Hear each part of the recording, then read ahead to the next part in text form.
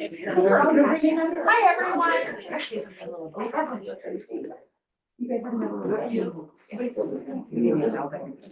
All right, we're gonna go ahead and get started here in just a minute, guys. I just let people know, I got a few people joining online.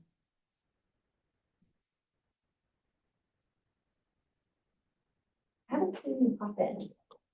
Where are you? Oh, there you are. Promote you.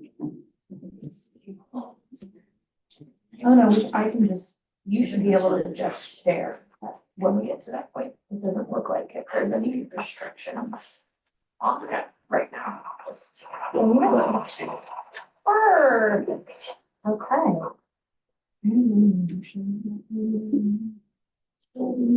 Sadie, can you forward the agenda or the?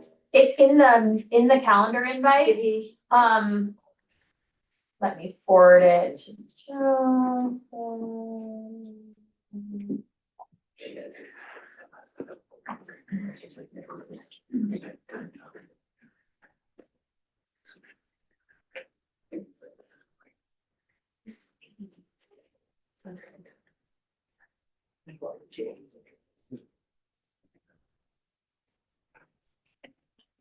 Joseph, what's your email again? I'm sending it to him on copies. Perfect, thank you. You're welcome. All right. Some more people in, got everybody online, all right. Hi, everybody, welcome to the May 19th meeting of the Business and Community Promotion Board. I'm going to call this meeting to order at 2:02 p.m. All right, so roll call of the board. Steve. Here. Katie. Here. Sarah. Here. Diana. Here. Jeannie. Andy. Here. All right, and I know Lindsay Valdez says she couldn't make it today, she apologizes. I would need a motion to approve the agenda. Yeah, Katie move, Lanny a second. Perfect. Okay.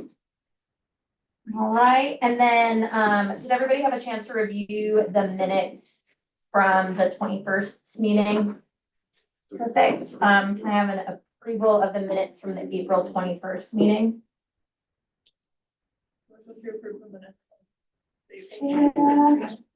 Second?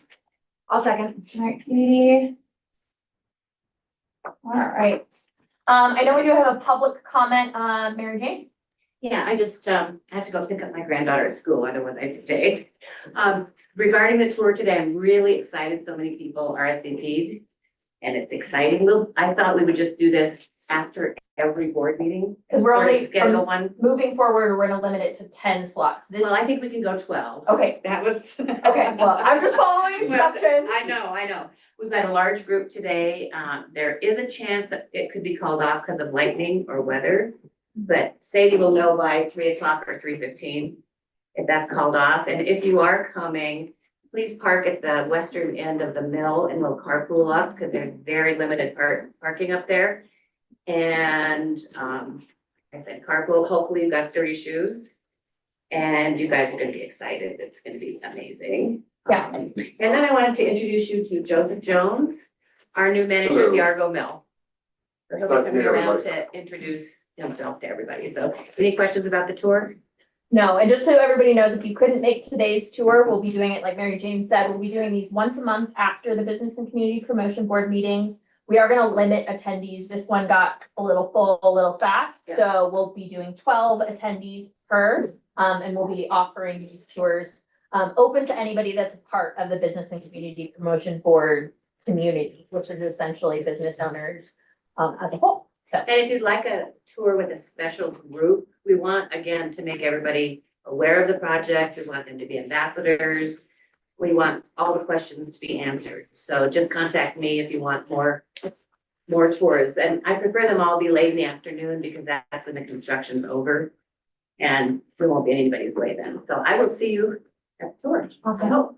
Thanks, Mary Jane. All right, any other public comments before we move? All right.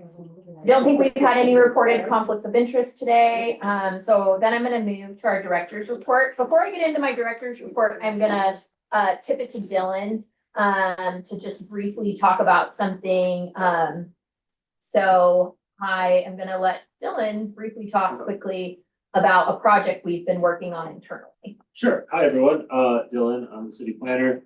I have Nelson here, who is from Colorado Precision Plasma. We've been sort of working together. It's a sort of an initial phase on addressing a opportunity and issue that's been seen over the last few months regarding bike storage downtown during the busy bike season. So I got connected with Nelson through Comba as a way to potentially meet some of those goals for bike storage. We've looked at a few things like bike lockers or like a valet system, something that's secure, but those are very expensive. This is sort of potential solution that Nelson has is also not free, of course, but could be a good way to kind of meet the city's goal of like secure bike storage downtown that has sort of locking solutions integrated, is attractive and competitive in branding. Is also convenient for people with bikes who want to go from the park here without having to drive their car and worry about that. So I wanted to sort of present here first before going to city council, who would ultimately fund it, because if we are going to do improvements to bring more bikes to the area, we want to make sure it works for the business community and kind of has good sort of synergy with the goals downtown. So any feedback's appreciated before we kind of move on to the next phase, which is potentially getting in the budget and things like that. So Nelson, I'll let you take it away, and it looks like Sadie did share. Yeah, thank you. So there is a slideshow up there. Those from our initial phase of actual planning, but since our original conversation, we were able to identify some really big key points that needed to be solved for the city as far as being able to store bikes, not only right here, but also kind of across all of Colorado and the different places I go mountain biking and I go visit. So actually having some sort of unique storage solution for a town that really draws people in and says, hey, we're actually here for business, here for the riding community. That also incorporates, prettiness to the town. So whether it be flower boxes or seating, that's gonna be something that we kind of identify as an important solution. Having something that's non-permanent. I know you guys have a big project that might be starting over on Main Street in the next couple of weeks or next couple of years. So being able to have a solution that you can move around town when necessary, break down for winter, put back up in the summertime. So non-permanent solutions definitely on the list there. Having a bike locking mechanism that doesn't require your riders to come off of, the Argo or coming off of any of the surrounding areas and have to carry a whole lock and chain with them. It's definitely going to be a priority. And then kind of bringing it even forwards off that for a lot of the business owners in the area, we identified being able to incorporate signage, direction, branding for the city, branding for local businesses, however that might be utilized. We wanted to make sure there would be a nice big space on the item for that kind of signage. So if you guys have a minute, right out front, actually, I did put up a little mock-up. This is us just planning it out in the garage a couple of weeks ago. And over the last couple of days, I went ahead and actually crafted something for us all to be able to take a look at. We have a couple different options. So we have bench options, so something where people can actually sit, and then also have space for loading in an upright bike storage solution. So essentially accommodate bigger wheel sizes, smaller wheel sizes, caliper brakes, all the different specialty items that come on a $10,000, $12,000 mountain bike that many of us own nowadays. I think you can go to the next slide, that'd be great. We have A-frame rack design. That's actually the one that's out front right now. So that allows people to be able to bring in many different bike styles, whether it's a gravel bike or a mountain bike, and load them all up, keep them out of your streets, but kind of catch the eye of people walking by that says, oh, wow, there's an opportunity to do this in this town. Let's go visit this town. I really kind of like that one most, which is why I did a mock-up outside. And then kind of a third option there was essentially an industrial mountain, essentially a 3-panel design that allows for somewhere between 6 to 9 bikes. So if you guys wouldn't mind stepping out for a second, I do have a model out front you can all take a look at. We're gonna probably, just because Okay. everything's super packed, I'll make sure Problem. everybody stops and looks at it For on the sure. way We'll be out, out there for for that. sure. Great, so Fun. I just want to give you guys those options and let you know that this is something that I was presenting to the team over at Comba. And wanted to kind of hear your feedback as far as things you wanted to see on a potential bike rack for town and what's important to you. What's the concept on the locking mechanism? So I did some research. I could actually incorporate a hardened steel 5/8 chain right into the rack. Actually, my buddy owns Skyview Tents over in Buena Vista, and he'd be able to fabricate the sheath covers for those so they won't be scratching anyone's bikes. It'll be nice and quiet. What about the lock? So that would be the only thing people would have to bring with them. They have to bring their own lock, which I think is a pretty minimal ask considering people riding around town. What about, are the kid friendly for kid bikes? Yeah, so They actually, Fit everything, even on the Yeah. upright racks? yeah, so they're gonna be pretty much like if you have a little kid, their parent might have to bring the bike and load it up there, but if you're dealing with anybody probably 13 plus, I did design the bikes to be able to roll the bike directly into it and not have to lift it that much. So if you're dealing with someone with an e-bike that has, somewhere near a 50, 60 pound bike potentially, they should be able to just load it right onto the rack. What are you thinking about? Would it be like one centralized or would they be in like different spots? It's up to you guys. So I guess it's really up to the town itself, how many and how big the racks would be. What I thought could be a reasonably good solution on like Minor Street would be like if you design it so that it fits into an unactivated parking space. In front of, the park or in front of a business that's not activated. You could probably fit, I don't know, 20 plus bikes into a parking space. But some of those smaller options like the bench one, you probably could just put directly in front of a business pretty easily and have more of them all around. Do you think it addresses the safety and security that a lot of the bikers are expressing? They seem reluctant to just leave their bike anywhere or out in the open and that sort of thing. Yeah, I think as far as my experience going to town or really any town, when I'm locking my bike up, when I talk to other riders, we don't want to have it on the back of our bikes in the parking lot. So being able to have it in a centralized location where if someone's out there with a grinder, I think most of us would probably notice that. Having hardened steel chains with coated covers on them definitely addresses having something really secure, not just a tiny lock to use. And we did actually discuss lightly potential of having the local stores on Main Street have locks. So we can kind of draw business into their shops. Hey, while you're eating here, we have locks for rent. So people can be able to actually lock their bikes up without even having to spring lock it up. But I think it does address quite a bit of the safety when it comes to bringing a $10,000 to $12,000 bike to town. I think the Comba team thought that this was a solution that would work for them. Like Gary, who's the head of Comba, who has, a pretty nice e-bike, said that he would use it.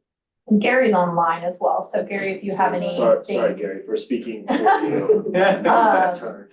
He might not be able to speak. right No, now, it's all but, good. I think that you guys captured it, both with really what we're just laying out as a set of options. Anything that is a step towards a more secure bike is a step towards people spending more time and more money in town before or after recreating on the trails. So there's no 100% safe way to do any of this. It's just a matter of can you get people to a comfort level.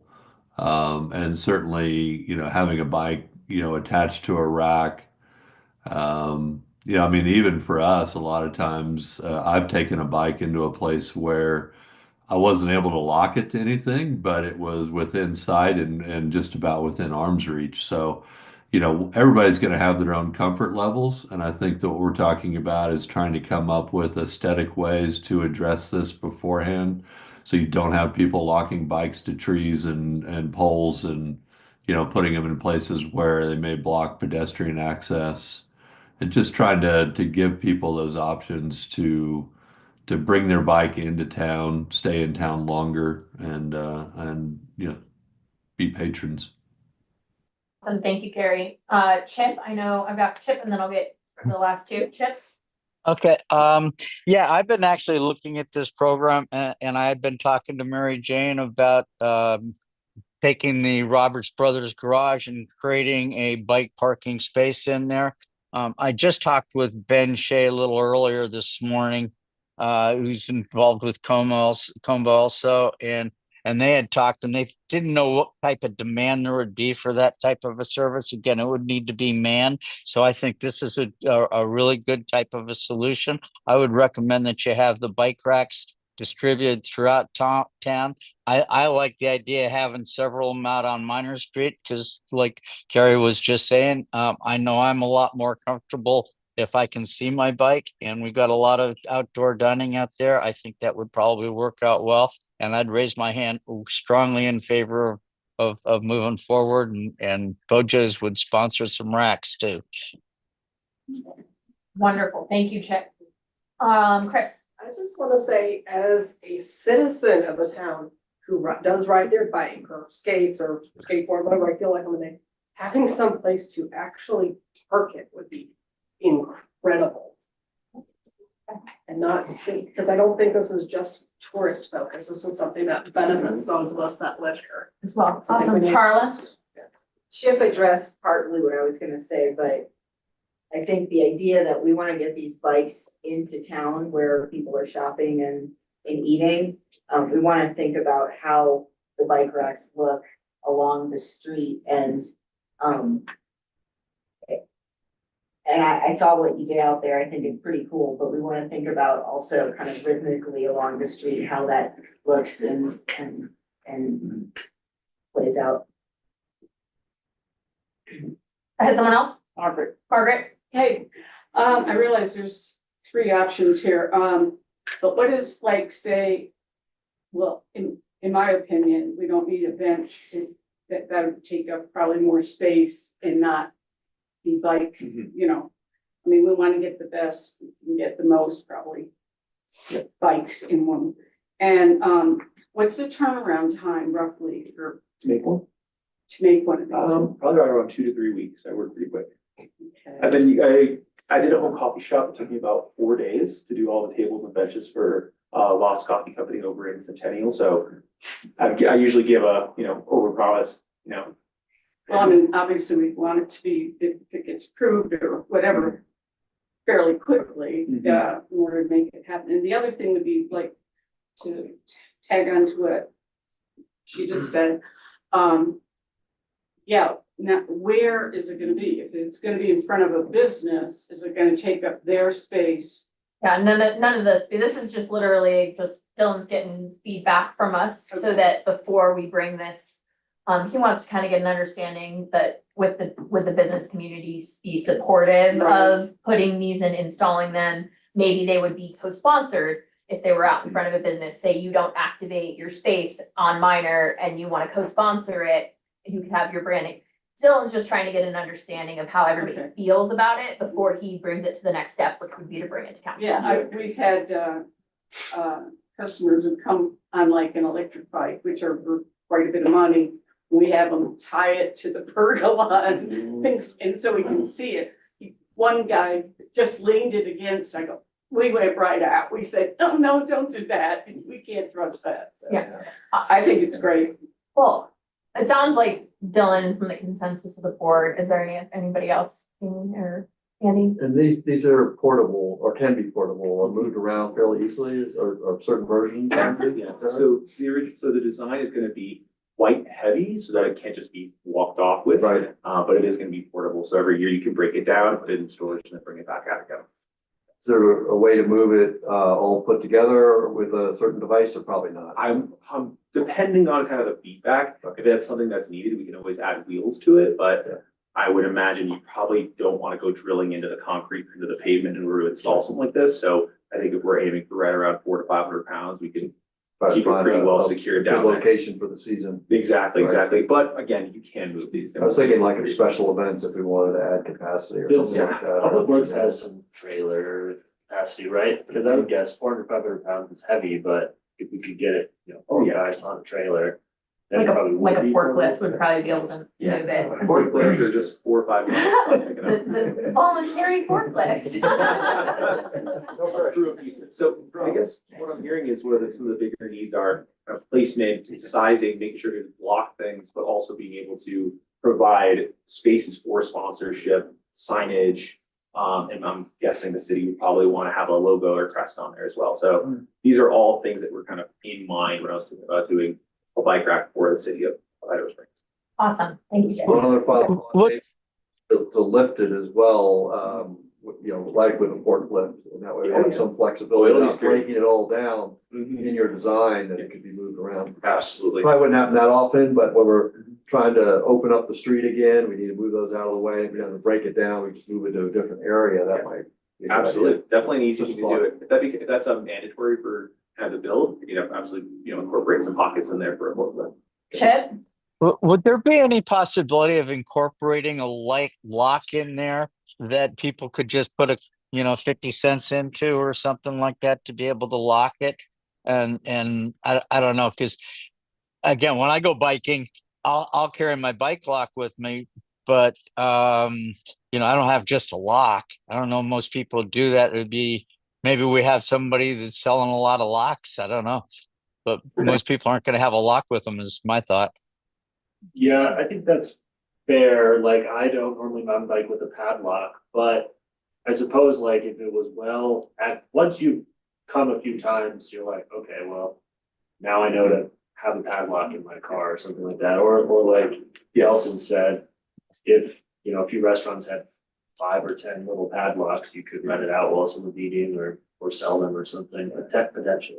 I was gonna say to sell or to have some available Exactly. to rent, especially if you run out and somebody wants to buy one, then you have money on. Yeah, so I guess the biggest way to address that from what I was seeing is, if you ever go to your local gym or something, you have those lockers that you put your key code in, and then what happens when that breaks? You now have to have someone from the town come out and address that, and you don't want people just snapping those kinds of items. So how do we put that into the user's hands as well as create interaction between the business and something that they have to then operate with? Awesome. So, yeah, All right, very cool. Thank you, guys. appreciate it. So from the director's report standpoint, I think there's a couple of key items to note. We did go, Steve and I went in front of city council and presented the brand strategy and the visual identity of the Idaho Springs brand, and we got a green light to continue to move forward.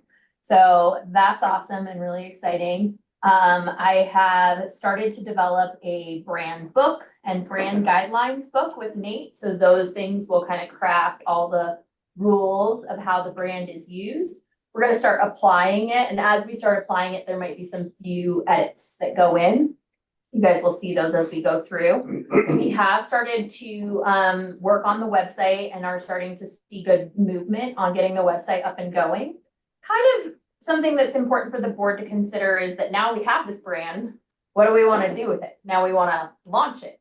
When you look at like a full brand launch and putting in money into a brand launch, it's actually a pretty significant investment. So we don't really have any videography. We don't really have any photography that we own from the city's perspective. We have been going in the community through Clear Creek Tourism, the Historical Society, reaching out to the other businesses to find like an asset catalog that we have permission to use these assets. And we're starting to use these assets as we're developing content and as we're developing the website. However, if we wanted to do a launch of the brand, a Visit Idaho Springs brand launch, we would probably want to invest some money into having the type of content that we would need, which would be some videography and some photography. I have we have some local contractors that have submitted hourly bids to do work for us on an hourly rate. Katie Daly, who's a very well-known videographer, she does work for National Geographic and lots of big names, has given us a Idaho Springs, like she lives here with her family. She's given an Idaho Springs pro bono rate, which is doing a huge videography package for the brand launch with photography for $24,000. And that is half price. So what's important for us to remember is that, while we look at the budget of what we have left, we have spent essentially 20 grand on branding right now. Now, the next stage is to start using that brand and launching that brand. Now, could we just start using it and putting it up on things? Sure. and using it and putting it up on it. Here's our summer events. Yeah, here's the raft employee discount thing that's going in all the raft bags today. We'll be using it on the Furlings Fest flyer. So we're gonna start trickling it and using it. However, if we wanted to create a whole campaign around it and launch it from a full aspect, I would recommend we put some money behind that launch, to really create a strategic plan of how to launch the brand and launch the website kind of at the same time. However, right now that's not budgeted for, so we would either need to reallocate money out of the budget to do that, or we would want to do it from the piecemeal fashion, what we're doing right now, which just won't be as cohesive. So is there any money left in the budget for the rebrand? Well, we have money designated for advertising and marketing for fourth quarter. We have.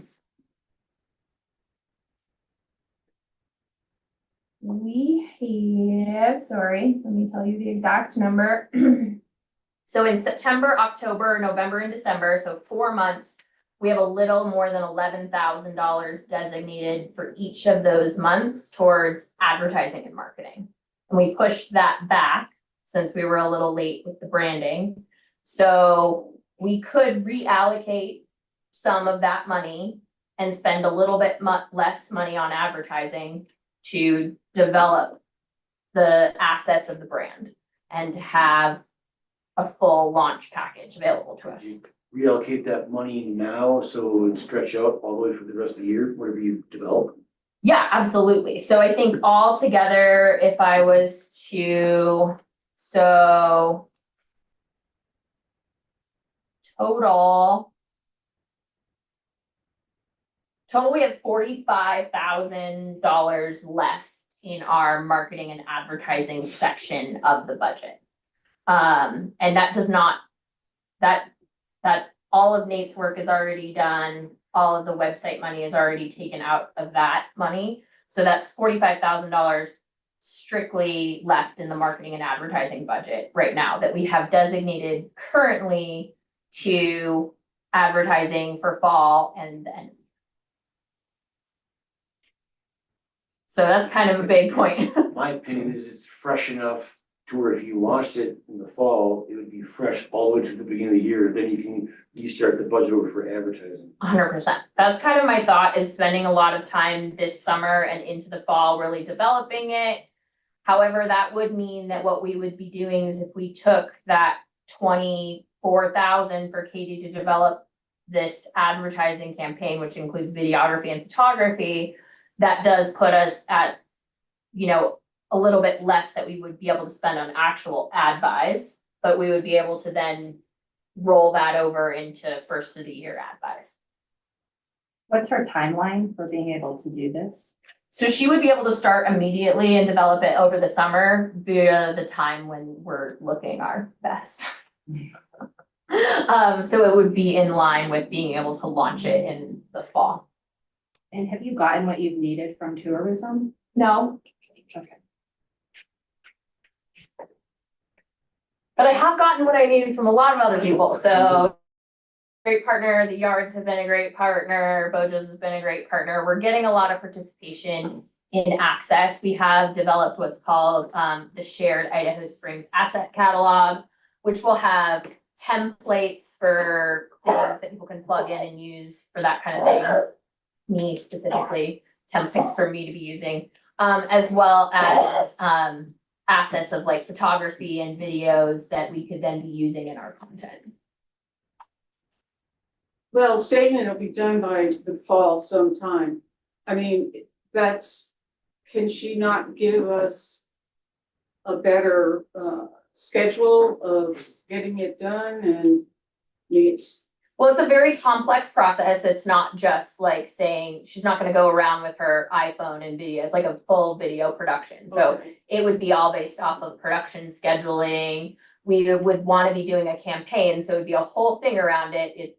Visit Idaho Springs like a local. We would need to be recruiting locals to be telling their story, to talk about what they love about Idaho Springs. It's not just a pull the trigger and I can tell you it's Well, no, done. I wouldn't have thought that, but I meant, can it be like critical stuff and then add stuff?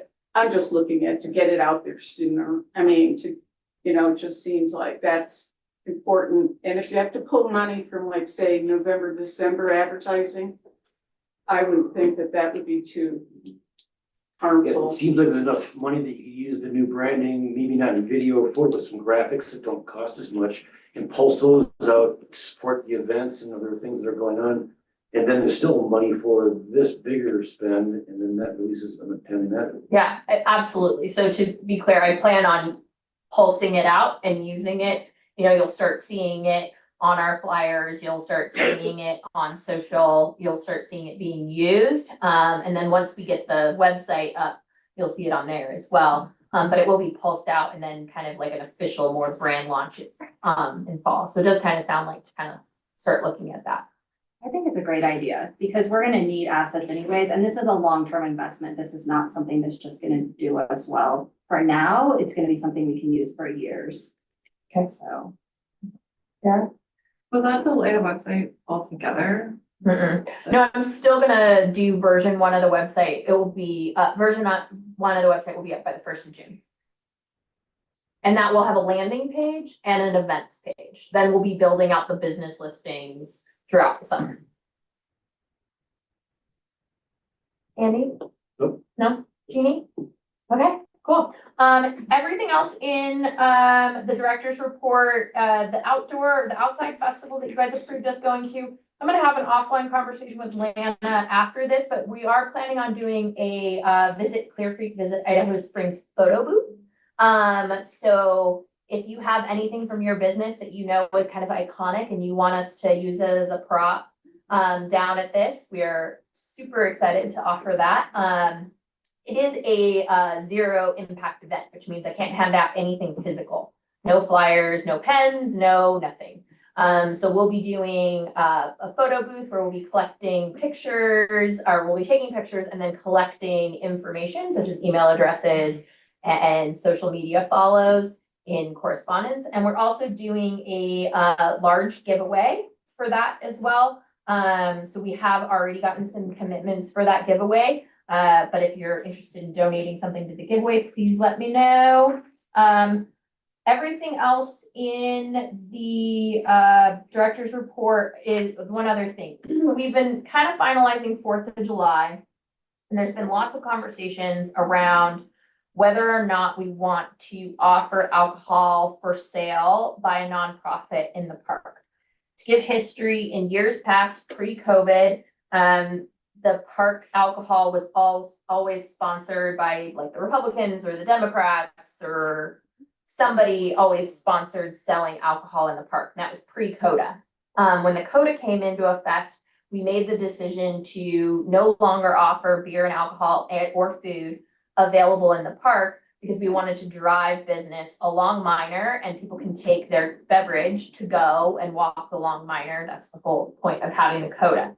So there has been feedback from last year about wanting alcohol specifically for sale in the park. So we've been kind of gathering some feedback. I know Chris is here and has some things to say about that. We've kind of gotten mixed feedback. I have some businesses that are like, we don't care. We're busy enough as it is. It doesn't bother us. I've had some businesses that are like, well, as long as you're not selling food, I don't mind. I want to find a solution that makes sense for everyone. What if the nonprofit is the chamber and it goes supporting the branding and advertising in town?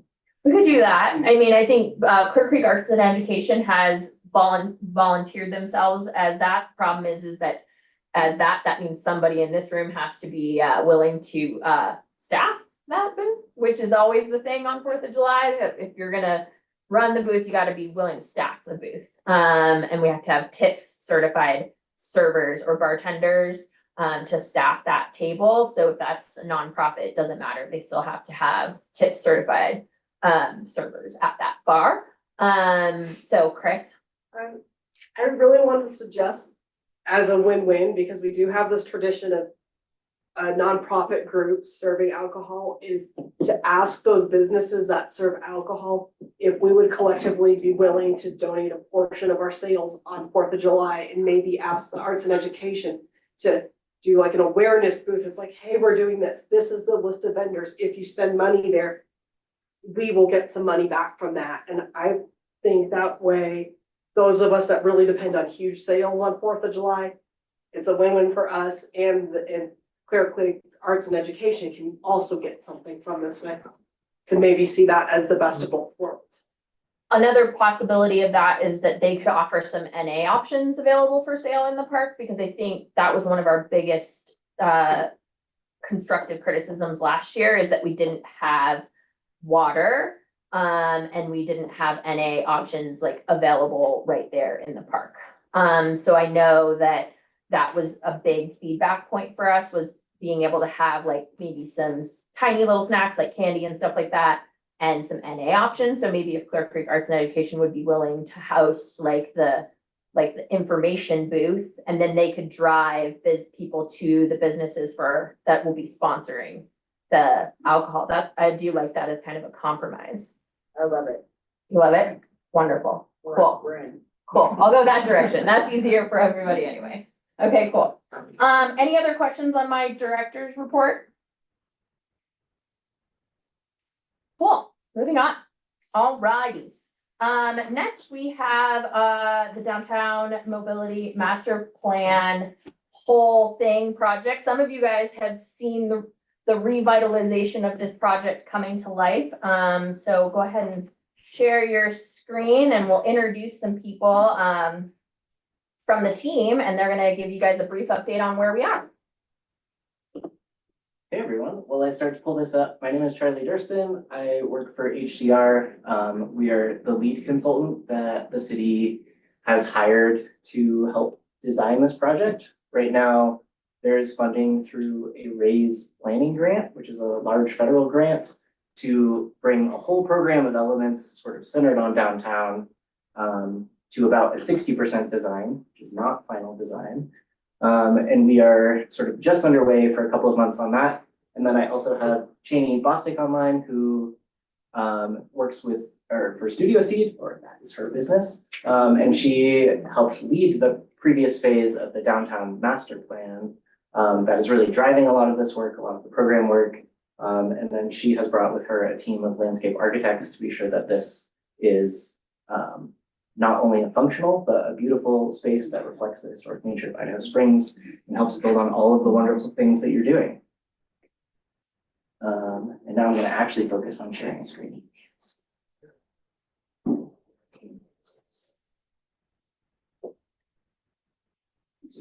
So some of your businesses, you guys have been hearing me reach out to you to create either one-on-one meetings or group meetings with the team. Those will continue. So you'll be getting emails from me saying, hey, the team wants to talk to you about something specific to you, or if you have a specific issue you'd like to talk to the team about, just shoot me an email and I will work to get you guys coordinated with these things. Yeah, thanks so much, Sadie. Yeah. Yeah, and this is the first touch point of many. So today I'm really envisioning just a very quick update. I'm sure word gets around town, but be sure that you have sort of one source of the latest update right now. And then in about a month, we should be back in front of you with a little bit more of a workshop vibe to talk through. We've heard a lot about Minor Street, but we really want to hear some additional feedback on Idaho Mall. We just did some outreach last week where we heard from a few individuals, but want to get some feedback from the larger group and present some of that information in a month.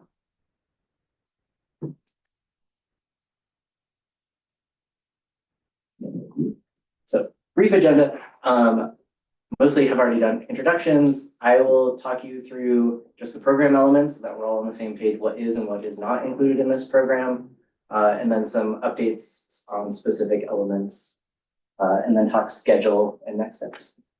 So the program as a whole, and that's maybe a little small for people to see, but it really does center on this downtown district. And so there's a few things. There is a new roundabout or intersection improvements at the top of exit 240, which is the 103 or 13th Street exit from I-70. So that's labeled number one. Number two is where the laundromat and the ski rental shop are located today, and going through the process with the city of figuring out how to move some of those businesses to the other side of the intersection. But that really becomes a site of a CDOT mobility hub, but that mobility hub will also serve the Clear Creek circulator and Greyhound and some other potential busing operations that we'll continue to talk more about in the future. Number three, you see the location between 14th and 15th Avenues that will be focused on the parking structure itself. That is a little bit constrained by CDOT right away on the south edge and then Idaho on the north. The shape you see up on the screen does overlap the Roberts Brothers building. Chip, I know we've got you on the call today. Right now, we're investigating some options that do not impact that building, which I think is the direction that we are moving forward with. And that comes from a couple of different perspectives, but particularly with federal funding involved, we're going through a complicated environmental NEPA process, and not touching that building is going to be the easiest path for sort of all of us. And we also have to coordinate with the State Historical Fund. That's correct. Yep. Yeah, SHPO, the State Historic Preservation Office. Yeah, and then we'll also be reaching out, honestly, in the coming days to the Visitor Center, and so the Idaho Springs Historical Society, and the Review Commission, which I have not memorized the name of just yet. Historic Preservation. Review Commission, There it is. HPRC. I love Quiz. Yeah. Continuing to move down, so number four is no major changes to the surface parking lot that's out there today, but looking for ways to improve it. I know there's some funny pinch points where Water Street is/used to be. And so just sort of zooming out on that surface parking lot and making sure that it is efficient in its use of spaces. It helps people navigate and circulate around, and it really functions as one parking lot and not this sort of parking lot split between blocks. That, in combination with the parking structure, also has lots of opportunities for some additional unique size spaces, just due to its shape. So we can find spaces for like motorcycles and longer length vehicles or vehicles with trailers, things like that. Number five is then Idaho Street and Idaho Mall. So lots of opportunities with what we can do sort of back of house for a lot of US business owners. Talking through ideas going as far as trash consolidation, recycling consolidation, things like that. But also activating that space from a back of house perspective. If there is additional desire to create patio space out that way and make that sort of an initial gateway up to Minor Street. And then sixth is Minor Street itself. So that we have had lots of discussions over the past couple of years with you, but looking to just take that design to the next step. So that's really formalizing this shared street concept, where it can shut down as it is today, and really nice for pedestrians and folks visiting on bicycles. But then in the winter, knowing that we don't get as much outdoor activation during those times, let vehicles pull up to the coffee shop or directly up to business storefronts, and making that space feel like it was permanently designed to achieve those goals. So that's really big picture, the whole program, and I'm happy to take questions anytime. I don't love presentations, so please, yes, please. Schedule wise, what is your design schedule? Yeah, so Minor Street itself has already been brought to like a little bit of a further level design. So our goal right now is sort of to bring all of these other program elements up to what we're calling a 15% design level. And that's where we're sort of getting in the next month and a half. So June, July timeframe. And then we then sort of refocus and go into a 30% design, which should be this fall, early winter. Should really be fall, and then a 60% design by next summer. Yeah, we'll definitely look at a little bit more of a detailed schedule coming up.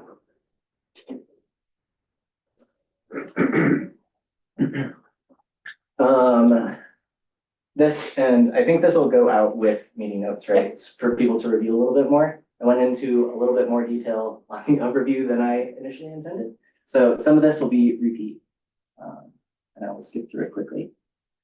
The exit 240 roundabout was designed only in 2D a number of years ago as part of the I-70 peak period shoulder program.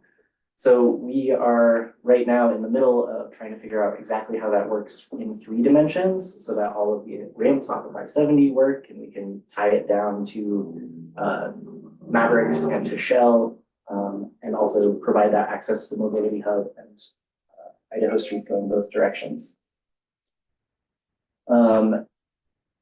The mobility hub itself, we will be working with CDOT on that. So coming up soon is a slide on funding. And in order to sort of use all of that funding, we really need to be focused on being sure that we meet CDOT's needs with that mobility hub. So.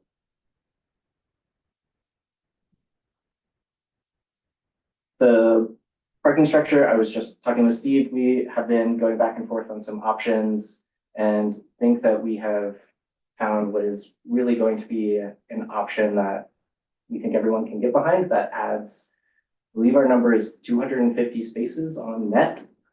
I will confirm that number, but that should be a really dramatic increase to the town and really help facilitate both getting additional workers and additional visitors in to your businesses.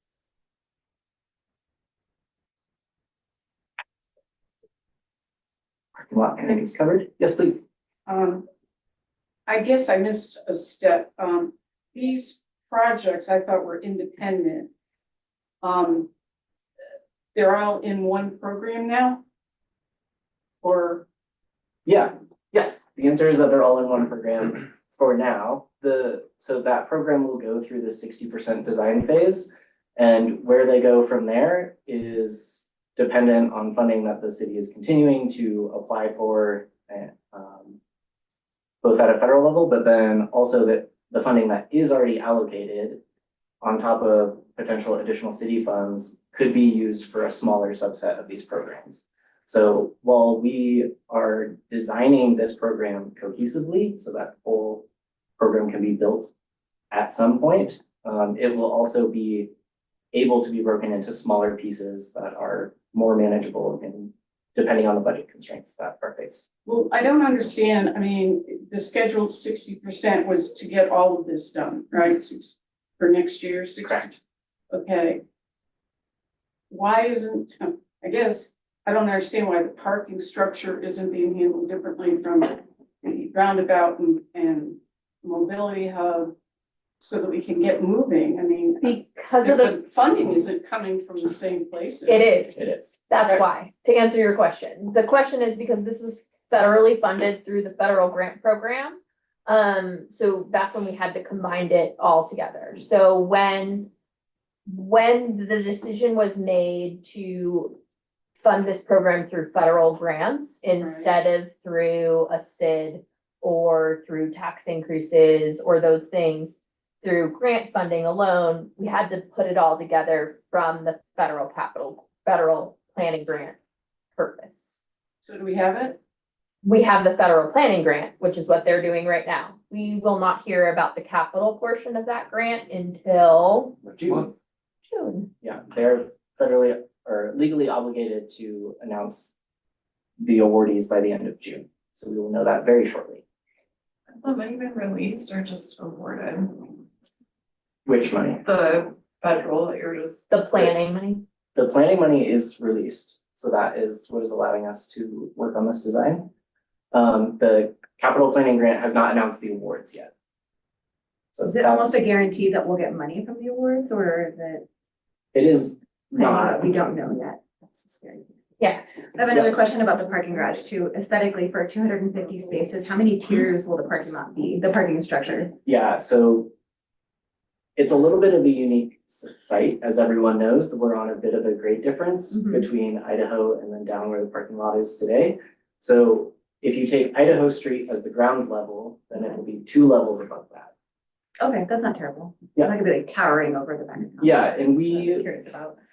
I think next time we'll go into much more detail on sort of some of the specifics and what this is starting to look like. And so we've actually started to develop some renderings, and those will absolutely be shared with this group to get a sense of. So one of the other things that SHPO and the historical societies care about is because the whole area is like a historic center, the view sheds from I-70 and then also the view sheds from the city, like towards Waterville Park, are both things that we care a lot about. So trying to keep the bulk of the building down. Yeah. Yeah, great question. What if we don't get the rest of the funding? Yeah, great question. So that leads us into, we are working on some scenario planning is the lingo that we're using, but essentially hearing about that capital grant is a major decision point for us. So if the city is not successful, there are other grant opportunities that we can continue to go after in the future. The Raise Capital Grant will reopen next spring as well. So that's a once a year grant opportunity. Is this federal? Yes, that's federal. I'd be worried about that. So it is budgeted, so the guidelines of sort of how we write that grant would likely be different under this administration. We'll keep it at that. There is opportunity because CDOT has already applied some funding towards this. So you see that line about in the middle of the screen, CDOT, Senate Bill 267 has applied 6.3 million to the mobility hub. So that is, we see pretty significant seed money to a program that would just be the mobility hub and the parking structure. Those meet CDOT's goals for the area, and then the parking structure is a part of the mobility hub, but it really meets the city's goals for this additional parking. So that's a smaller program that we have our eyes on. That's why we're advancing those very rapidly right now. And if that breaks out into a sort of a different package that we accelerate faster than the other program later this fall and into next year, that's absolutely a possibility. So like a deadline, so the 6 that we're matching, is that the bonded amount from park, like the tickets and everything? The 6.3 comes directly from CDOT, so that is But the- separate funding, and then the city has talked about the Is match. providing, like, Tara, you were talking about the local match of Yeah. 6.3. where is that coming from? Like, basically, if we don't get it, when are we gonna use that like bonded amount that we're getting from parking revenue? Like, when would we start or choose to like abandon the other funding? Does that make sense? Basically, when would we pay for it ourselves? When would we decide to? Yeah. And is this match part of that, or like? So you're asking, So- like, if we don't get the 25 million, how do we change gears to raise Yeah. $25 million? We've been waiting, right? We've been using Yeah. that parking, we like, the, cause No, I understand the parking urgency. I hear you very loud and clear. I don't have a specific answer for you on when and how exactly we're gonna shift funding around here, but the 6.3 from CDOT is available, and the city has parking funds used for that match that are available. and that is the 6.3, that's the, can be. okay, there's just one. So we small would change. issue bonds through the Parking Enterprise Fund, which was created by council a few years ago. So that's where all of our parking revenue goes into that fund. And that revenue stream would help pay off the bonds for our match to the CDOT dollars. So at a minimum, we build the parking structure and the transit center if we don't get the additional federal funding at this time. Through a bonded program, which What is would be correct. the process for that, like making that choice? Basically, we wait to hear and then. That would be city council making that decision. And we have discussed this already with council, so we'll know next month the outcome of the decision on the capital grant. So then that's probably when we would switch gears at that time. And we can move down multiple paths at once as well. So right now, it took a long time to get this federal grant, all the signatures signed, and things moving. But we are working as quickly as we can to progress all of these elements, and we are certainly focused on those two most immediate needs. To get back to the schedule, which kind of is my forte, Yeah, please. are you, this schedule, is it based on, you have resource constraints? What is the constraining factors on your schedule that seem, because to me, it seems pretty lengthy. I mean, considering I thought we already had something for the parking garage.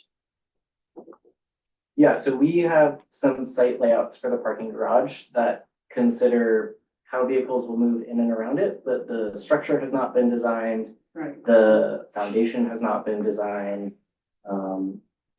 Like the wall thickness, what the architectural outside of it has not been designed. So all of that just takes some time.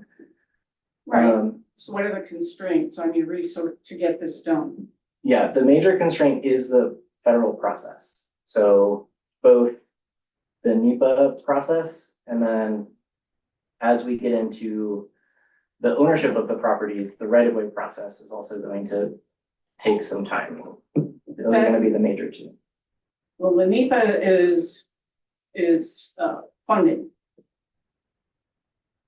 So, I mean, what is, Yeah, there's- how did you develop your schedule? Based on some sort of, here's the resources, here's the money, and when we Yes. can get this done, or how we can pull it in? yeah, in short, I guess I would love, I have like 150 line Microsoft project schedule that I can help walk you through, but the major elements are that the funding comes from the federal government, so that's FHWA. NEPA is a federally required process that is also administered by FHWA, and it requires that we sort of understand the site that we're operating in for 15 resources or so. And a major one there is historic. And then we have to survey these properties. We need to get buy-off from both CDOT, from the State Historical Preservation Office. All of that has consultations with the local Idaho Springs Historical Society. And these things just end up taking time.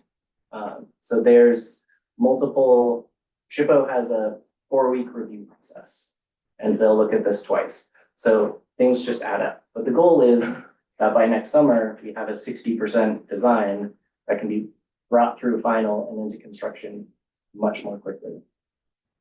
That will be all federally cleared. Yeah, so we have enough to pay for the design. Yes, okay. Correct.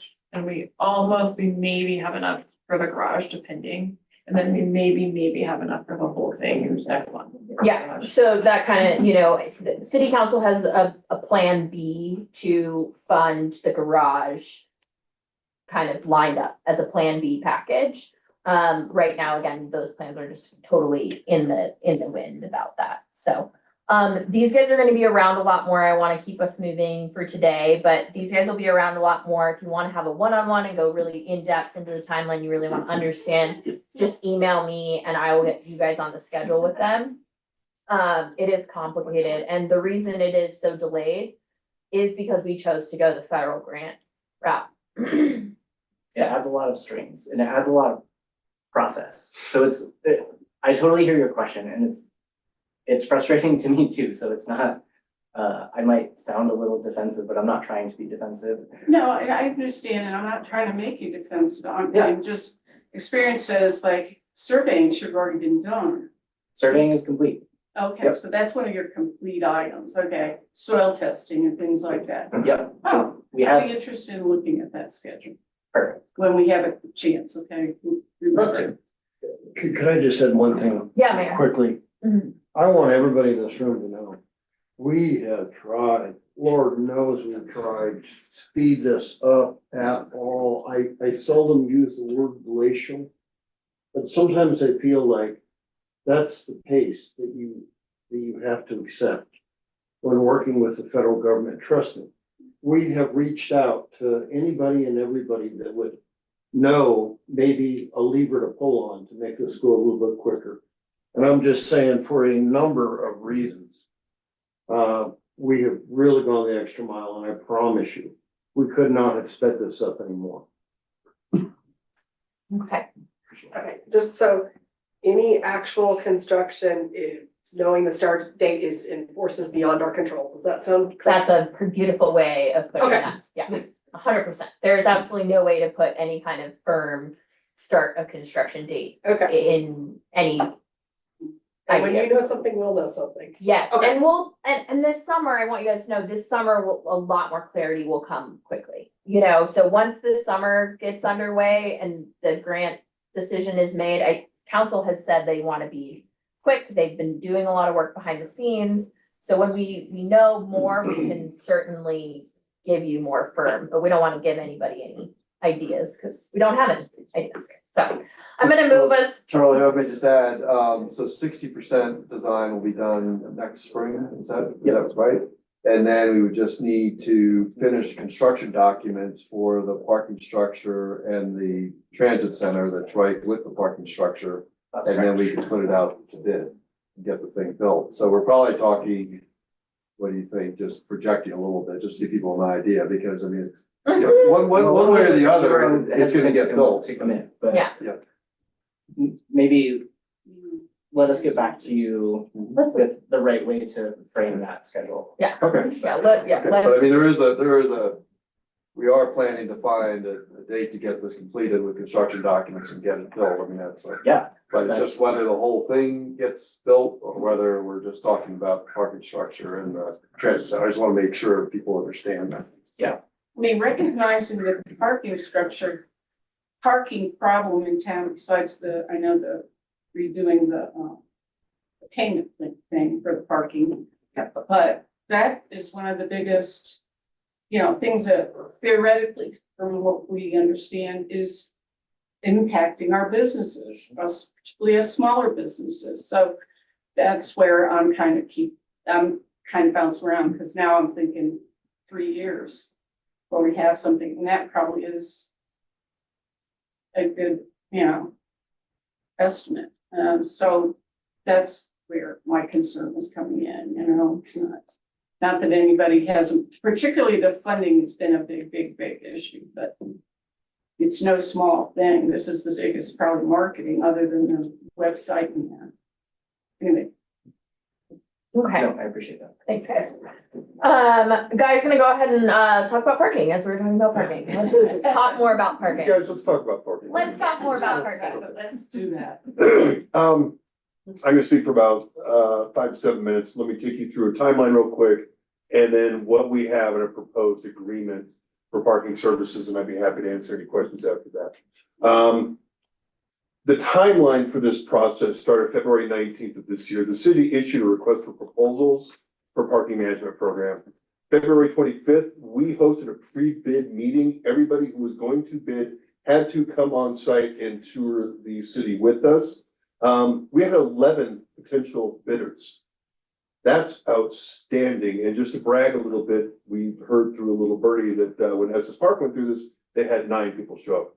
So March 19th was the closing date for the RFP. We did receive 9 submissions. By and large, these were from very high-speed, high-quality providers. We put together some criteria that we could standardize our review of all the applicants.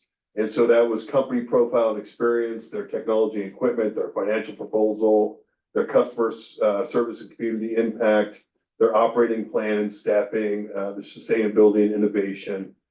We created rating sheets so that we could score them, so that we could kind of have an apples to apples comparison. March 24th, we had an ad hoc group that was comprised of city staff and elected officials to review and discuss the submissions. On March 26th, we interviewed 3 companies in hour-long interviews. March 27th, the ad hoc reconvened and discussed further. And then on April 14th, we met with the city council in executive session to discuss our findings. So that got us to this point. The city of Idaho Springs is proposing to continue its association with Interstate Parking Company of Colorado to manage the city's public, residential, county, and employee parking systems. So let me walk you through a little bit of what we've crafted in an agreement that will replace the agreement that we currently have. First of all, there's two documents that we're working with here. One's called an agreement for services. That's what the city uses for every entity that it engages with for services. So if it's an engineer, you guys are under one. We have a construction company. It's, I hate to say the term boilerplate, but it's relatively boilerplate. It's been reviewed by the attorneys. That's called your agreement for services. That references a scope of services inside that document that details more explicitly what is required of each party in the agreement. So when I go through this overview, I'm going to be kind of taking from each document. I'm not going to be going through one document and a separate document. I'll be kind of bouncing back and forth, but this is what's encompassed in the entire agreement. So the term of the agreement, the term is a 5-2-2 agreement, 5 years. And then if they perform and reach certain benchmarks, they get an automatic renewal for 2. And then if they continue to perform, they have the opportunity for 2 more years. So we think that allows us to have review periods and it allows them to make some planning and do some long-term investing. The compensation, it's a revenue sharing model. The contractor will receive 36.75% of net revenue. That's decreasing to 33.33% when the east end zone goes live. We plan on introducing paid parking to the east end of the city. There's no more division of revenue that's between fees and violations. So we are trying to remove the motivation of the contractor to issue tickets. And that was something that both the contractor and the city actually quickly agreed upon, is to take away that motivation.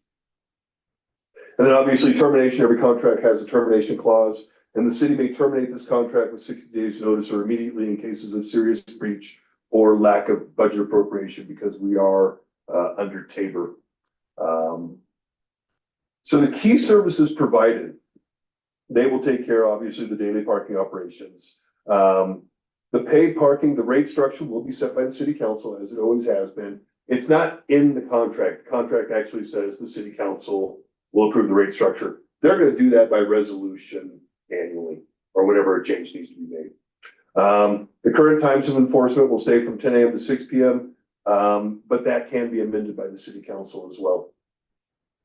Residential parking, county residential parking, and employee residential parking are all managed through this new system that will be online. Residential parking will have availability to park anywhere in the city. County will have the availability to park for up to 3 hours in paid parking at a time, and then they can reset the clock by leaving and coming back in. And then businesses will have certain sections that they will be able to park at for the employees. Guests of citizens will be able to also park as the same rights as the residential parking. Residences, citizens can just go online and get parking for their guests. It's going to be very quick, very simple. They've developed a new web portal that everybody will be able to access all this information in real time. It won't be clunky anymore. It's now going to be nice and streamlined. And if your guest wants parking, all you're going to need is their license plate. Everything will be run through license plates. And we will have a license plate reader. Actually, they'll have a license plate reader that they'll just scan your license plate and you are licensed or you are not. It's going to be very simple, very clean. And then as a citizen in the city or the county or an employee, you can go access your information at any time. So if for some reason at 2 a.m. you'd like information about your parking status, by all means, feel free to. This will also be real-time updates versus right now, for example, as a resident, you email your information in, and then you have to wait for the turnaround time, those kind of things. This will be more of a real-time streamlined process, especially for guest passes. You can go in, register your guest. That will then immediately update. Same thing for employers that have used the employer parking portal. It's very similar to that portal that the employers are using for our employee parking. And then the residential parking system will have some improvements around emails confirming that you're registered as a resident, and then a reminder email when your resident parking is going to expire. So I think that's the biggest place where we get problems is residents don't know when their parking resident permit expires, and so they forget to renew, and then they get a ticket. So this will be sending out alerts and reminders as well. So again, to emphasize, it's gonna be fully digital and it'll be license plate based system. So you don't have to forget about hanging a tag in your window or anything like that. It's just reading your license plate. And then renewals for county and local residents will be every other year, and then it'll be every 6 months for employees. There will be on-duty ambassadors that can issue citations. They'll have to have photographic evidence.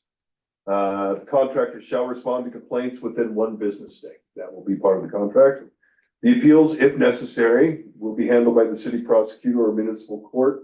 In the prior time that you've had managed parking in the city, never once has 1 single ticket ended up in muni court. These get handled by and large with the contractor. And then no late fees, obviously, without documented response to customer inquiries. There are some enhanced services for the community. Obviously, for customer service, there'll be a designated city liaison. This individual will attend meetings. They will have power to resolve issues. They'll be the point of contact for businesses and the municipality to deal with directly. There will be a local office, and they'll provide live support via phone, text, and email. There'll be a minimum of 2 ambassadors on duty during peak times, and obviously all staff will wear uniforms, carry ID, pass background checks, and will be trained in how to interact with our customers, which is very important. That's something we had more than one conversation about. Is we want this experience to be positive for everybody, but specifically our guests. We don't want them leaving with a bad taste in their mouth. And so that there's a lot of things that happen along that line of thought, but one of them is just a simple interaction with our parking ambassadors.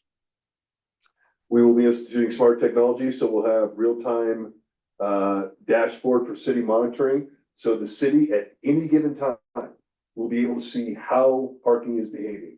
We will be able to go in real time, pull any reports that we want. We've asked that we will be using AI to do evaluation of reports. We can do modeling with this information, but it's no longer that we're getting a PDF every month and waiting for them to provide us information. The city at any point in time can go into a dashboard and get any information it wants at any time. We're gonna have modern kiosks, license plate recognition, and QR codes for payment tools. So we've kept the kiosks, but we're also gonna do the QR codes. One of the things we've asked for and we've received is dynamic signage and wayfinding to improve flow and reduce confusion. Dynamic signage is saying, this spot is full, don't go there. This parking area has places, go there. So we're trying to get the guest right when they come into our city to help them find parking as soon as they can so they can get out of their car and start enjoying our city. So that's technology we've asked for. We've asked for updated wayfinding. We would like to put signs at the city entryways that say, for instance, something along the lines of Idaho Springs is a managed parking community. Something like that, so that there's no mistaking the fact that we managed parking is a way of life here. But we want to do it in a customer-friendly way. And then also the use of mobile signs, so that when we have events, so on and so forth, we can put mobile signs up to direct our guests to where parking is best suited. We'll have website accessibility. It's going to be a user-friendly site, and it's going to be one portal for permit registration, frequently asked questions. We're going to have live maps, so that, a guest can come and get on the website and look at the map and see where parking is available. So that also works with the signage. We're trying really hard to be proactive, that when guests come here, they can find parking quickly instead of just driving around like zombies looking for a place to park. It's gonna be optimized for mobile use. It'll be fully compliant with web accessibility standards that have been set up by the state recently. And it's also gonna include a robust customer feedback feature. We want to hear back from businesses and guests, and we want to be able to act on those. So we've requested that it's easy for comments to be posted. There's a couple community-focused innovations that we've put in this system that I think are gonna address some of the issues we've heard. One is local business validation. Businesses are gonna be able to work directly with the contractor to offer discounted or free parking for their customers. So no longer are they gonna have to go through the city. You can do a comp plan any way you'd like to do. So if you're a restaurant, park with us, instead of validating your parking, you get 20% off your meal. Or you can validate their parking. Or if you come, park with us, you can get a free t-shirt or whatever, but it allows businesses to do any sort of validation they want and be creative about it. Second thing is a parking rewards program for the city. So for instance, we're gonna have the bike park. So let's say that you park 10 times, you come up and enjoy the park 10 times, the 11th time, it's 50% off. So we're trying to encourage behavior to come back again and again and again. The city's trying to encourage that, and then the city's trying to encourage businesses to be creative, working with interstate parking and finding ways to comp your guests. And then proactive alerts. So if you do register with a QR code, or if you give your phone number out, in an effort to minimize violations, we will send you a text or email reminder 10, 15 minutes before your parking lapses. And then you'll be able to right there add a little time to your account. So it shouldn't be any more that you come out and it's a complete surprise that time has lapsed. We want to communicate with the citizen or the guest proactively, and help them enjoy their experience here by getting a text or an email saying, hey, your time is about to lapse in 5 or 10 minutes. They can add a few minutes and go on with their meal or shopping. And then for oversight and accountability, again, we're gonna get monthly operational reports. Those will be delivered to city staff, but at the same time, we're gonna be able to get into their website anytime we want and pull data in real time. At the very minimum, they're gonna be coming and speaking to council twice a year. And that is hopefully to ensure transparency and performance tracking, more if the council requires it. As I mentioned earlier, we have a liaison. That liaison, we've told the company that we want that liaison to be able to come to this body and meet with you and hear feedback from the businesses, because you're the closest, you are the business community, and you are greatly affected by this managed parking program. So we're going to be hearing, the council's going to be hearing from them, you're going to be interacting with them, and we hope those are lines of communication that we can keep strong and nip problems in the bud. We're going to do something, we're going to have public facing key performance indicators. We want to choose 4 to 6 KPIs that we agree on, that you go on the website and at any time see. The amount of citations, the average stay, the average Car count. car count, anything like that. But we're going to agree on 4 to 6 of them so that every citizen can go on the website and measure, see exactly what the program is doing on some of the big issues that we're all concerned about. And we're going to have that discussion. We've not defined them yet because we want feedback, but we want to know what's most important to you so we can put it public facing and measure it and everybody can see it. And then obviously we'll get audit ready financials for them for our annual state audit, and they have to maintain all of those for our use. So that's kind of a quick and dirty overview. There's been a lot of work put into this. And I think Interstate, one of the things that we got as a benefit is when we got these responses for proposals back, some of them were 50 to 60 pages long. And so we got, and you know, a lot of them from the East Coast and middle parts of America, and we got to see how people did business all over the United States for managed parking. So we were able to kind of pick and pull from some of those things and incorporate them into this contract. So I will say as a staff, in the time that the city's been involved in managed parking, you guys learned a hell of a lot. And where you are now is greatly different than where you are when you started this years ago. It's a lot different than where you started this in February. So that's the kind of quick and dirty, the high level of what's in this new proposal. The city council will be considering this agreement on May 27th, and they'll be discussing it at the work session. And if it seems that it's worthy going forth at the regular meeting, it might be adopted, but they want to hear from you at the work session if there's any huge concerns that you might have. Anyway, any questions? Yeah. Wow, amazing job. It's like so much different than the deal that we've been going through. One question I have is like I mentioned, I heard you say something on employee parking will be managed differently. Like, is it gonna be actually areas where they're allowed to park? Correct. What does that mean? We're gonna put them up by. That's actually. No, there's gonna be places that are carved out and marked in parking, and that we probably won't have like a gigantic one area. So we're gonna put 5 here and 4 here and 6 over here, so that that's where they can park as employees, so that it is carved out for employees. They're close in the business, but we're not taking parking away for our valued customers.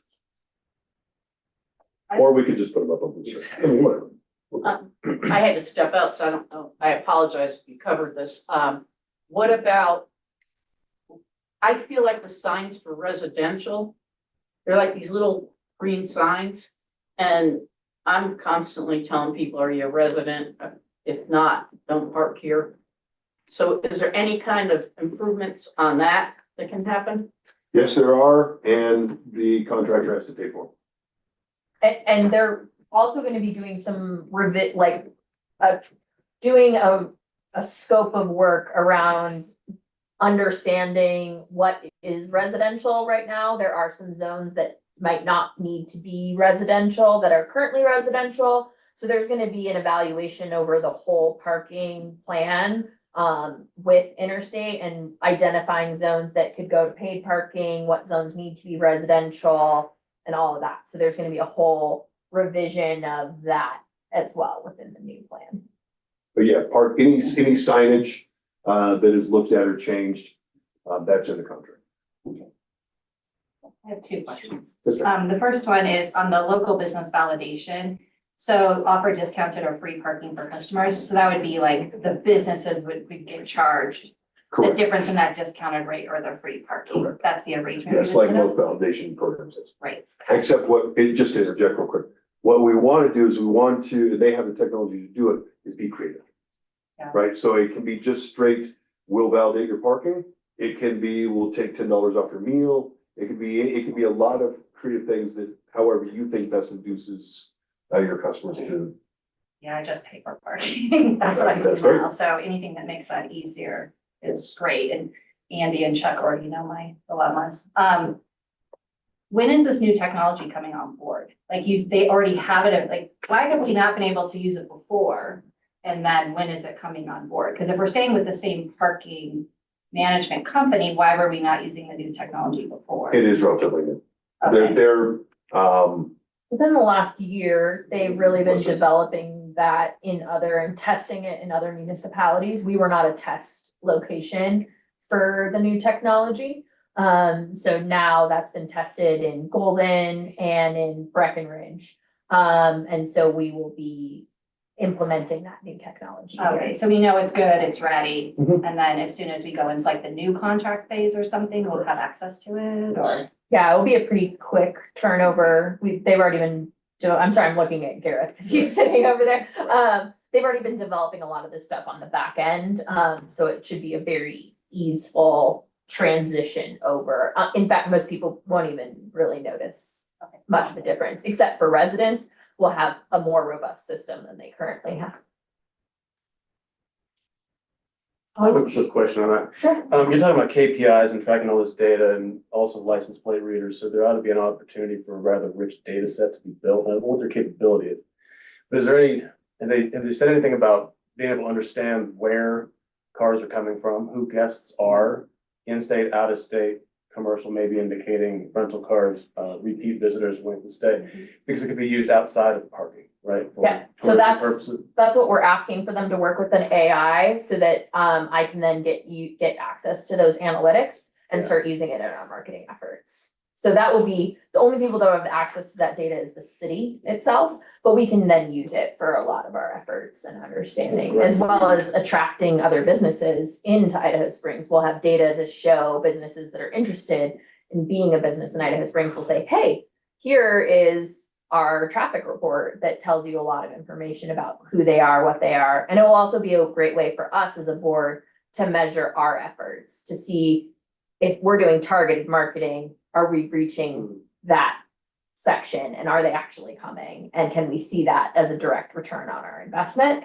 So they'll be really great partners in that information. That said, though, I don't think there's any appetite to sell that information. Yeah, We would use it internally. yeah, it would only belong to the city. Just very powerful to be able to do that. Great. Yeah, awesome. Okay, well, I'm gonna keep us moving and that actually kicks us, City, if I may, just want to emphasize that this will go to city council work session on the 27th this month. And Guy will present a similar presentation there because you're the first to hear it here, outside, in the public, venue. And then it'll be at the work session on the 27th. And as Guy mentioned, if, questions get answered and we feel comfortable with it, council feels comfortable with it, it's ready to be considered for adoption at that meeting, at the regular meeting that night. If not, we'll continue, discussions and address any concerns that come up. okay, well, now you can introduce yourself. Oh. Oh, okay. Okay, you're next on the agenda. So go ahead and introduce yourself to the board and I will move slides as you tell me to. Sure. Hello, those I don't know, the ones I do, we've made a presentation before. I'm Chad Holmes. I'm the lead on our dispersed lodging and wedding event venue up on Belleville Mountain that we're working on putting together. Also, Carla's here, she's working with us regarding some of the entitlement as far as government process and many other things that she does. So I'm sure many of you know her. We just want to take an opportunity. Many of you have seen this in the room, but some have not. So we want to kind of give you an idea of what we're working on, where we are with it, and then answer any questions you might have, in a more business focused standpoint, right? So this is a rendering, top of Bellevue Mountain. We are, like I said, a dispersed lodging as well as wedding and event center. The wedding would be that large barn type structure in the bottom left. There's 10 lodging units. Those are like hotel type suites. We call that the Ridge. And then we have a 2-level parking deck as well as a lodging reception there, also pictured. Sadie. Since this is more business focused, I want to start off with some numbers. We're very high economic impact, but low environmental as well as community resource impact. As far as our total output, we recently funded a economic impact study by a company called Hotel Leisure Advisors. And as far as in-county total economic output, $11.5 million. That stays in the county. It's about half of the total output that we do. Tax revenue between Idaho Springs and Clear Creek County, about 1.5 annually in tax revenue. All taxes included in that. And we project to bring about 45,000 annual visitors a year, right? That's between events as well as lodging. Give everybody an idea what we're talking about. So blue down at the bottom is Idaho Springs. And the orange is the 250-acre assemblage we currently have under contract. The red star would indicate the top of the mountain as well as what you saw in that rendering on the first shot there. See. There you go.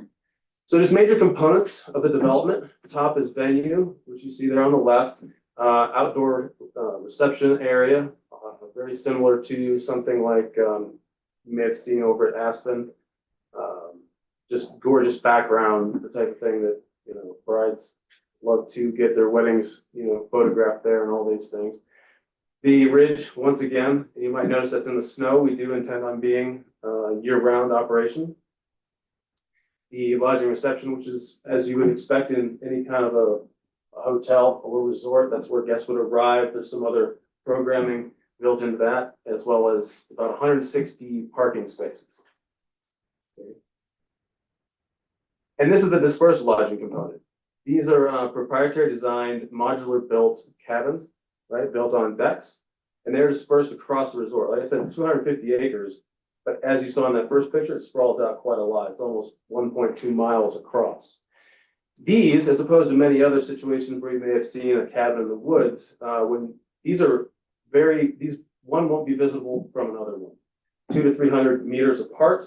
It'll give a guest a feeling like they are absolutely on their own up there on the top of the mountain, even though, say, they drove in from Denver 35 minutes ago, right? So that kind of a combination creates a very unique situation.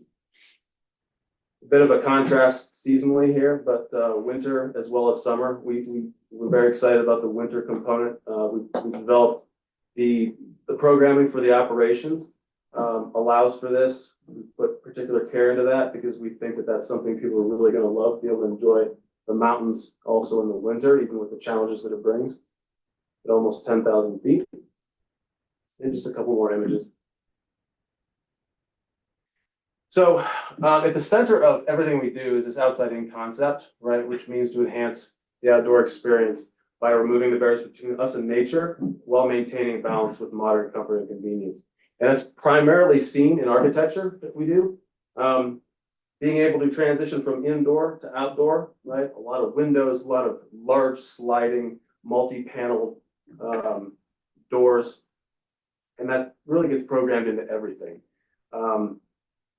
Also, so the enjoyment and the immersion in nature is a key thing. And along with that goes our guest experience, which naturally goes hand in hand with a very low development density. On the right, you see 1.2% is all of the ground that will disturb of that 250 acres. That's only a total of 3 acres. That counts roads, walkways, obviously building structures, absolutely everything. So from the non-guest perspective, you probably won't even know the resort's there if you drove up Two Brothers or Virginia Canyon Road. Nothing will be above the height of the trees. It's all low voltage, downward cast light, because it goes hand in hand with the guest experience, feeling like they're out in nature, right, and immersed in it. Another great feature, we have about we're going to have 7.5 mile or 6 miles of the trail system. Thanks to the past 150 years of folks making trails and roads and mining and et cetera up there. About 6 of those already exist. They just need to have some of the vegetation cleaned off. So we get to repurpose those.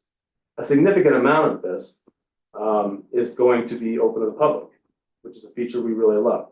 Currently the western slope of Bellevue Mountain, which has amazing views, they truly are world class. There's no trails that I'm aware of. People who live in the area have to, well, they don't have access to enjoy that side of the mountain. People are going to be able to take advantage of our multi-use trail system, which is hiking, non-downhill biking, right? Been an option from the VCMP, a lot of downhill, high-speed stuff over there. This is a cruising through the woods with your family. In the wintertime, snowshoeing. Hopefully we'll do some Nordic skiing, depending on how much snow load we determine we can keep on some of the slopes. So we'll have it as well. And you'll notice that on the right side, there's a great opportunity for link to everything going on at the VCMP and the Argo. If you look in the bottom right of the screen, that little purple section of Virginia Canyon Road, 3/4 of a mile down that way is where you reach the upper landing, cable cars. So there's a great opportunity for folks to move back and forth on that. Okay. This is some of the activities that we'll have on site. These are just on site. We talked about some of the activities there as far as the trail system goes. Services, as you would tend to expect of a high-end resort that has, also a wedding venue function, but also on-site instruction. A lot of these things we're going to contract local, subject matter experts or providers to do these things, to come on site and have personalized guest whether it's classes and say, well, how do I go camping or photography or astronomy? As well as some of the other services, massage, running, yoga class and things like that. Up at the top, we have resort shuttles. I talked about those dispersed cabins. Guests won't be able to drive their vehicles to these, right? They'll actually be placed. It becomes part of the guest experience. So when the weather's nice, we'll put them in, in Jeep Gladiators that have the doors off and the tops off and all this. And a lot of people haven't experienced that before, and we'll drive them out and it'll make it all part of the guest experience. In the wintertime, Piston Bully 100s or Snowcats with 8-person cabs on the back will drive people out and drop them off. It becomes a more adventurous thing, but it's all about experience in tourism now, right? People want a unique experience, and that's what we're aiming to give them. So high economic impact, low environmental and community resource impact.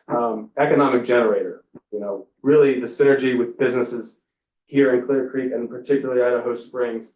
The discovery of Idaho Springs as a place as a destination to come to, and not a place to just kind of hang out for the day.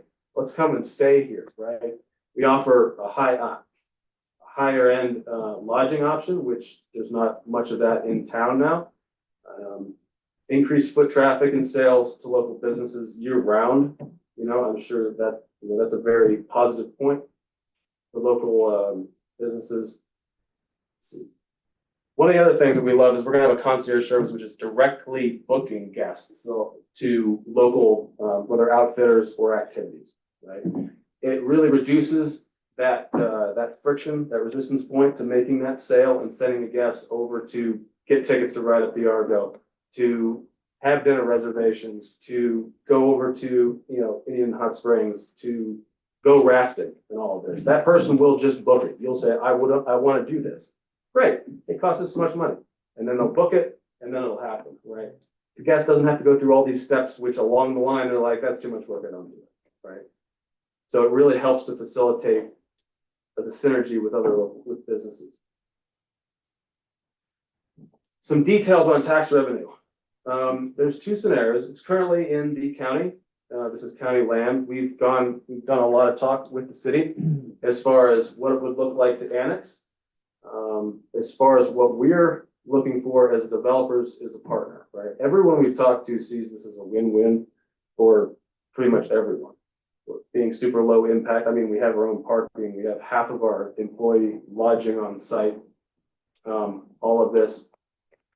There's 2 scenarios which we would go. Clear Creek County, the scenario on the left, if we stayed in the county, the revenue that is received by Clear Creek as well as Idaho Springs. And then scenario 2, big difference there, Idaho Springs receiving that 5% sales tax bumps that to about $1 million a year in sales tax revenue to Idaho Springs.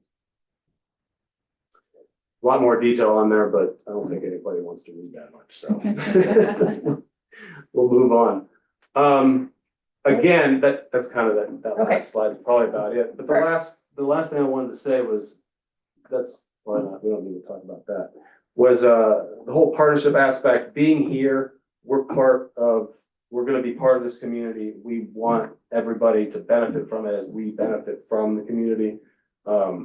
Being an isolated island does not work nearly as well as when we can offer guests coming down and enjoying everything there is to be had. And we want to maximize that. So, does anyone have any questions? Yeah, what are you gonna do about all the traffic that's coming through the existing neighborhood going up through Virginia Canyon and Two Brothers? Like, how are you going to make sure that has the minimal impact on the people who live there already? Yeah, that's a great question. So we currently have a traffic study to look at how many cars that's going to be. Okay, but when you guys thinking out 160 spaces, when there's like a wedding every weekend, that definitely changes the character of the neighborhoods right there. Well, the beauty of this site is we have 2 ways for guests to approach. Right. We can ask them to come in through the Parkway Yeah. in Central City, and they come across Virginia Canyon Road. Particularly also useful for when it's inclement weather, right? But the Parkway. Yeah. So we have the ability to adjust who comes from where, depending on what time of year, simply by the messaging that we put down to the clients that are coming. So once we get that study done, we'll be able to determine what does that really look like and what's acceptable, and then where do we go from there? Obviously, the tighter the link that exists between us and Idaho Springs, I mean, you want guests to have a convenient way to come down into town, right? Because then they're gonna be more likely to be here and go to dinner and shop in retail and do all these things. Which is also on the other side of, we're looking for a partner to help us out with the road situation. Because currently, the level of premium resort that we're running, whoever's familiar with Two Brothers Road right now, or even Lower Virginia Canyon, that's not what, grandma who flies in for her granddaughter's wedding from Florida, and she's in her formal wear, and she pulls up there and sees what looks like an off-roading trail. She's not gonna be terribly excited about that, right? Or the prospect of, hey, I don't know anything about Idaho Springs, but I came to, an event up here and I'd like to drive into town, but the road just isn't, a nice surface to drive on, and that person's like, I think I'd rather just take the park road back. That scares me. As opposed to coming down into town and saying, oh, wow, look at this place. I would love to come back. I'm gonna tell friends to come visit Idaho Springs and all the cool stuff. I think one other thing that we've talked about is potentially doing a shuttle so that when they have guests, you can reduce the amount of cars coming in by having multiple guests in a shuttle, so to speak, if that's an issue as well. So, once we get the traffic study back, then we can really start to, we've identified what it will be, have some ideas clearly, but we can also start to look at other solutions on this as well. Yeah, I'm the florist in town, and I do a lot of weddings with North Star, and they do that. So transportation, they highly recommend. Obviously, you'll have places to stay. They don't have that, but they have their companies come up through Evergreen. So the big transportation is not going up that crazy road, and residents have had issue with it. So yeah, there's definitely solutions, but basically like the Perky bus, the limo, all that stuff will come from Evergreen. Yeah, that, we've definitely thought about that and what they do, so. They have the same situation coming from the other side. They do. Yes, ma'am. Hi, your presentation on there is a little bit different than what was sent out. I don't know if there's a way to get the updated presentation. I'll attach I just got the updated presentation today. So when I send out my meeting notes, you'll get the updated presentation. You guys got the 1-page summary, that's kind of been circulating as public record.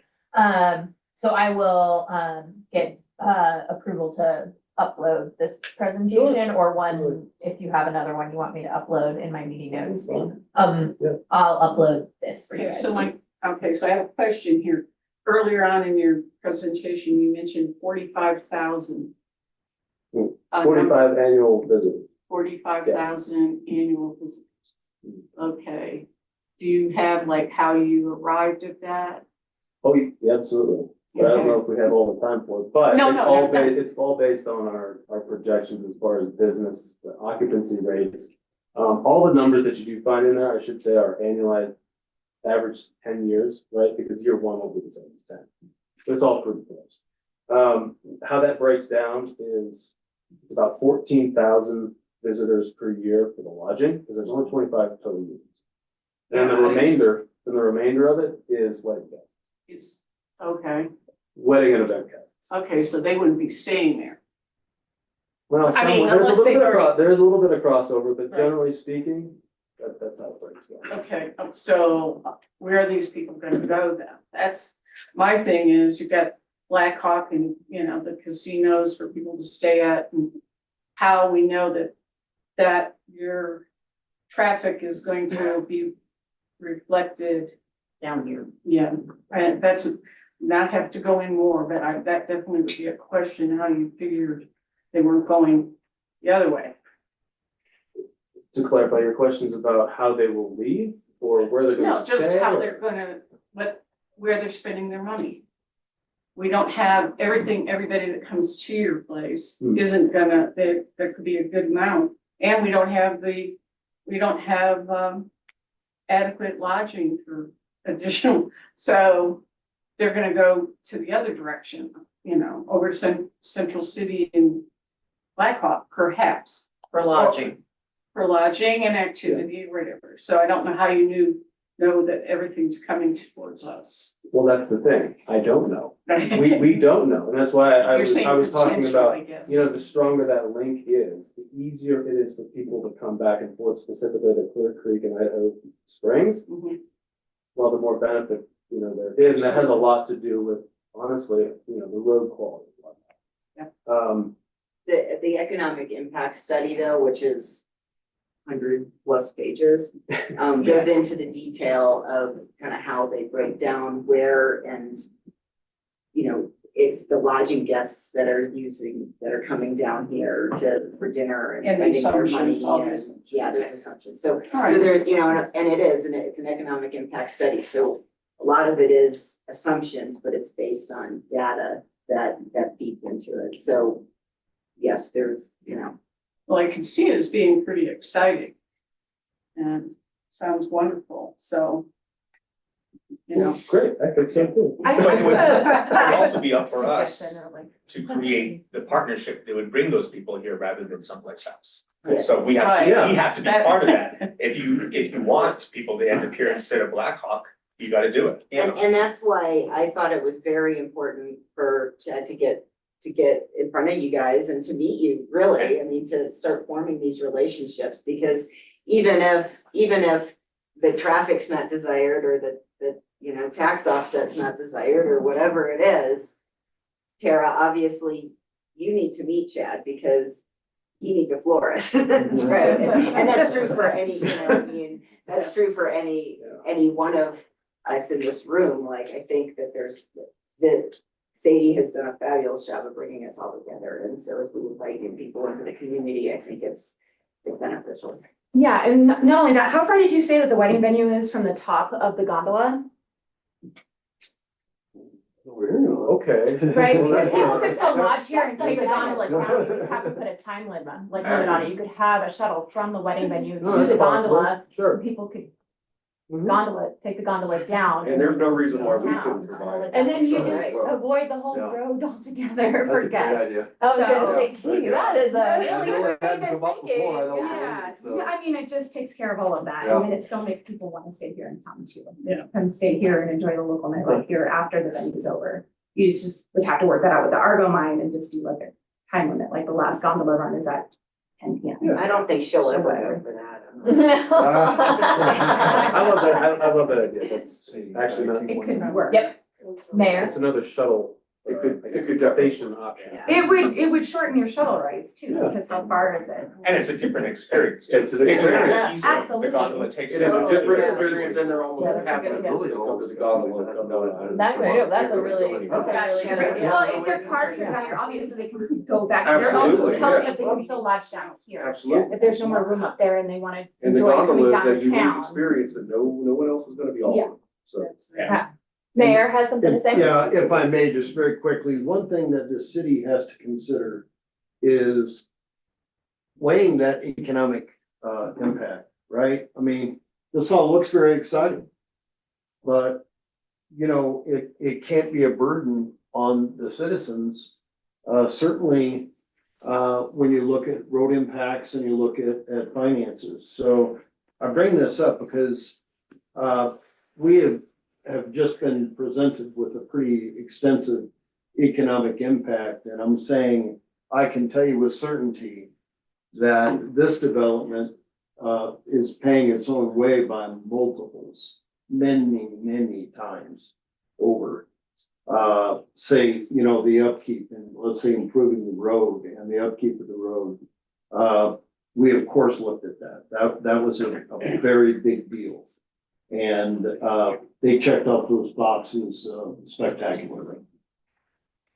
Okay, well, I know we have the tour coming up and Carla, I'm sorry, we keep pushing you off of this thing, but we're gonna get an email out that's gonna come specifically from Clear Creek County Arts and Education about some really awesome opportunities that are gonna be coming for this summer. Regarding some roundup programs to raise money for the arts, as well as I love. Roundup is, I mean, I somehow am here to ask you all for money all the time. So I am the vice president of expanding early care and learning. Oh, yes, And the early care and learning is gonna be asking for roundups. And so I'm gonna be reaching out to you guys to find out kind of what POS systems you're using. Steve is gone, but I talked to Steve. If you're using Toast as a restaurant, that's super easy because he does it all the time. He does roundups. I talked to Sadie earlier and she uses Earthly, yeah. I started looking into that to see what kind of options there are for roundups. So you see it at Safeway. And so what expanding early care and learning is asking is that if we can do a drive over the summer, or maybe it's fall, I don't know. And it goes towards expanding early care and learning. And I'll come back and talk to you about early care and learning, but we've been making really great strides with the county commissioners and in the joint meetings that have all the jurisdictional people there. And so ultimately, we've got a plan, and I can send this out as well, but it's a plan to utilize the county lodging tax. We did it last year. We worked with them. We're working again with them this year to utilize that for scholarships for kids, for families that need early care and learning, infant, toddler. Quick stat, if you didn't know, there's only 10 infant spots in all of the county. So if you've got an infant at home, or you're about to have an infant at home, or you know somebody with an infant at home, if they're not on that list, somebody will be staying home with that baby. And then we lose those people in our community. So the real push here is to get more infant spots and to work with the jurisdictions. And I think the last year, you've been in those last two meetings, Andy, you've been in those last two meetings, that really to start creating an infrastructure of childcare for all of us in this community, so that then the workers then have the ability to come to work and have their child safely cared for. On the other hat, Clear Creek Arts and Education, some of you have recently got emails that are asking, we are trying to finalize the water drive. So we want to get those bottles printed with anybody who's willing to do 100 bottles and sell them for $3.99. So we will get you a display of water, or we will get you whatever you want on the waters. If you're willing to take 100 of these water bottles, we will put your logo next to everyone else's that's contributing on these water bottles, and we're going to be selling them. Sounds like we're a go for 4th of July. Sounds like that. Yeah. I like Chris's Yeah. compromise. I think that's the best I way think to it's go. fabulous, yeah. We would love to have the Slaymaker logo. We'd love to have everybody's logo on those water bottles. And so we are looking for some of our student volunteers to be doing the block parties and that kind of stuff, selling them along the street. But we'd love to have as many businesses as possible. But we want to get these ordered because we've taken, next year we may be canning water with Steve. This year we just want to get the logos done and on the bottles as soon as possible so we can have these bottles in hand. And essentially, it's $400 and you actually get it back. All you got to do is put it in your store. Or if you just want to give us $400, we'll put the bottles, we'll sell the bottles on the street. So anyway, that is my, and then just while I've got your undivided attention, we are working on, Arts and Education is working on the sponsorship drive for the new arts facility, and we'll come back to you guys at a later time to kind of present where we are on that. And that basically goes towards the matching of the $1.538 million grant that we have secured already. But in order to pull that money and use that money, we need to get a couple $100,000 to show that we have sponsors in our community as well. Yeah. For the What's your name? I'm sorry. Carla. I'm Carla Cole. Can you spell that? Carla, CARLACOLE.